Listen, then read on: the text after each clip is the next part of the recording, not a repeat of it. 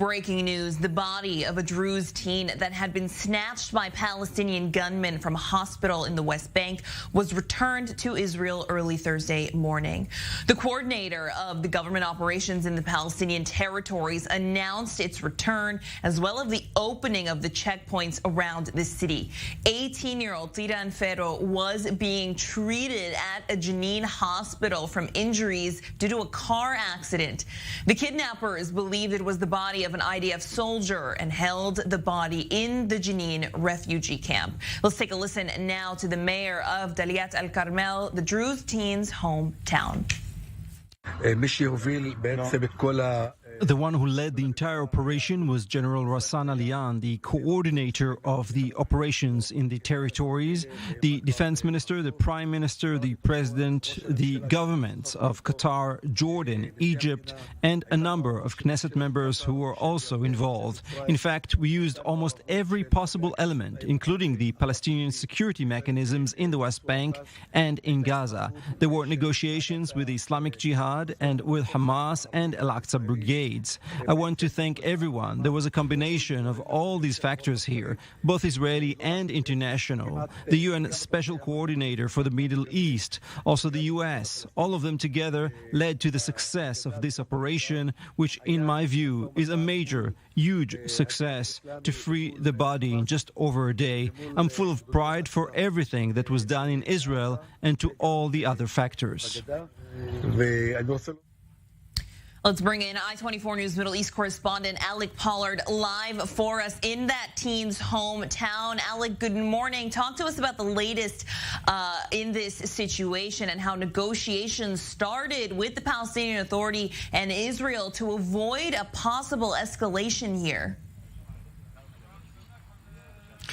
Right, Hamda. So we saw basically the authorities jumping into action here, Israel being in contact with the Palestinian Authority and even with various elements inside Jenin in order to secure the release of the deceased.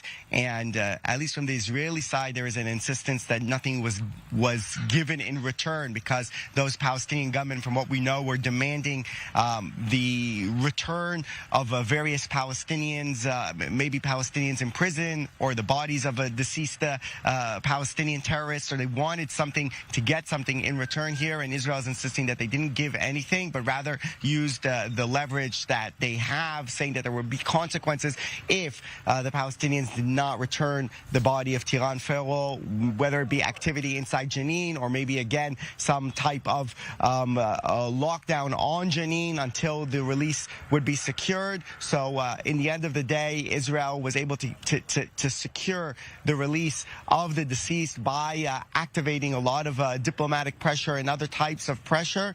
And certainly we can see that, at least here in Daliat Al Carmel, with the family of Tiran Ferro, that they were happy that also this was able to be achieved via a more diplomatic solution rather than an IDF operation, as those family members had said earlier that they didn't want to see the death of any IDF soldiers in an operation in Jenin as a result of what happened to Tiran Ferro. And Alec, his family speaking to media yesterday, recounting the events that happened while they were present at that hospital. Remind our viewers of the events, of the parents being there, of the moment of the kidnapping, and also what they said to the media. Right, so the father of Tiran Ferro and his family, they were there at the hospital in Jenin when he was abducted, so it was very shocking for them. Also, apparently he may even have still been alive, connected to the sort of emergency medical equipment there when he was taken. So a very shocking situation for them to be in, to experience that, and then also to be sort of in contact with the authorities and everything in order to secure his release. So very tough times, but you can see that a lot of people have come here to give them support during this period. I-24 News Middle East correspondent Alec Pollard, thank you.